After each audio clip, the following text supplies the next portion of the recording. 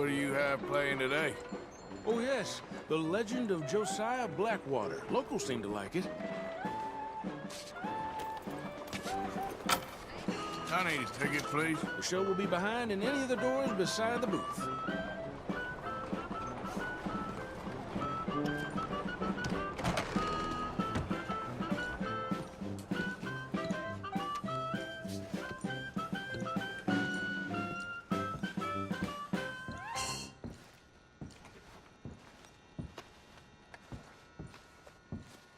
Welcome, one and all, to the remarkable example of modern entertainment at its finest.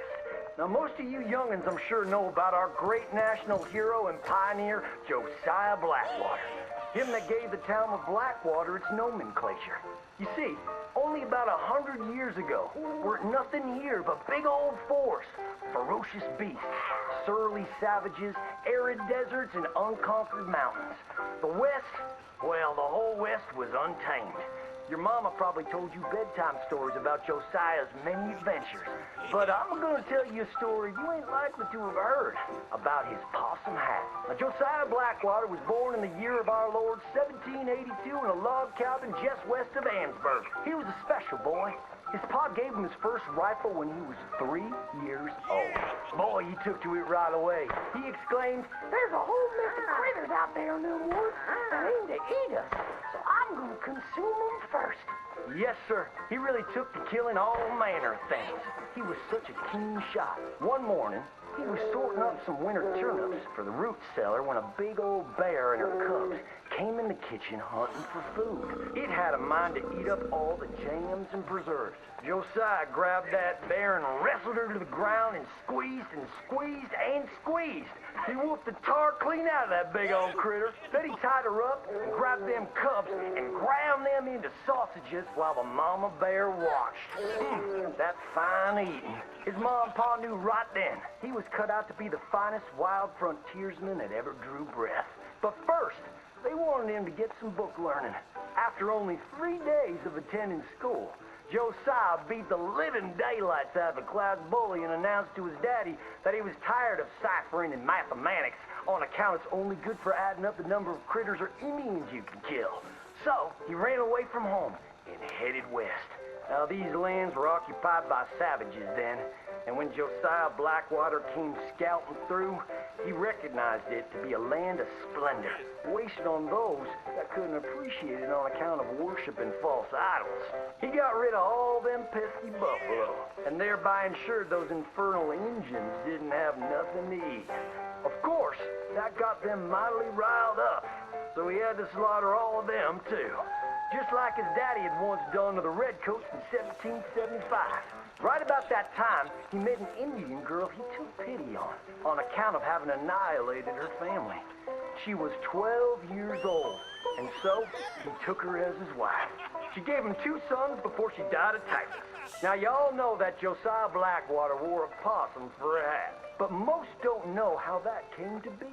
Well, one day, old Josiah was riding a couple of alligators down the Lanahatchee River. Riding, standing up, and shooting eagles right out of the sky when he sees a big old mountain lion about to eat a possum.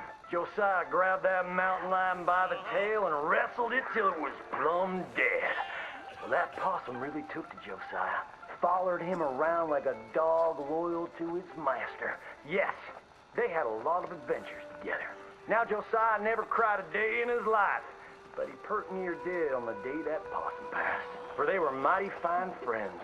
So he skinned it and made it into a hat. Back in them days, a possum skin was as good as money. But he never parted with that hat, not even for $10. Once he founded the town of Blackwater, he sent word for settlers to come. It was the last stop in the west before San Francisco. He met a girl by the name of Rufina Helsby at a barn dance one night, took her as his wife, and settled down. Built himself a cattle empire and had 14 youngins. But Josiah Blackwater wasn't the home-loving kind, and he grew mighty restless. One day on the courthouse steps, he announced, "You may all go to hell, and I will go to Saint Denis." And so he did. Enjoyed French pursuits of strumpets and wanton gluttony, which is where he came upon the idea of running for Congress. He wore that possum hat every day as a congressman, as a reminder of where he come from, saying, I may live in barbaric splendor, but I always remember, keep your friends close and your gun closer, because you don't know when you might have to shoot them.